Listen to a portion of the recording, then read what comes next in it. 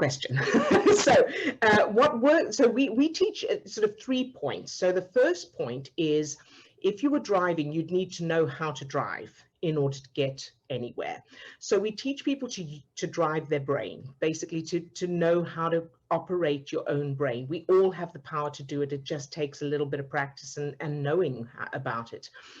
So one of the main things that happens is when we feel any negative emotion, the stress chemicals that create that negative emotion, whether that's anger or fear or self-doubt or loneliness, doesn't matter what it is, the stress chemicals are the same chemicals that are produced when our lives are in danger.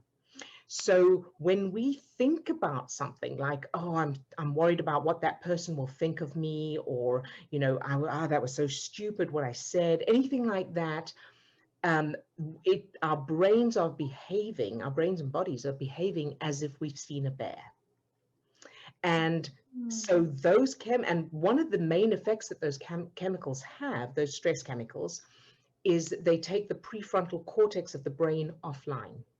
And the prefrontal cortex is where we do our cognitive thinking. So problem solving, noticing opportunities, communication, being creative, processing information, all of those higher level thinking skills are done in the prefrontal cortex. And when the stress chemicals in our system cause blood to drain from the front of the brain, that part of the brain, to the back of the brain for survival. So that, because of course, when you're faced with a bear, there's no time to, you know, strategize and negotiate and work things out. You have to react instantly. Yes. So that's why that happens. And so it means that whenever we're feeling any negative emotion, we literally can't think straight.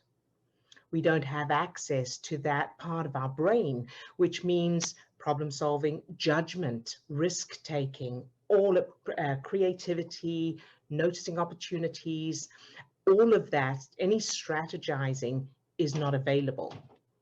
So of course, that affects all the results we get.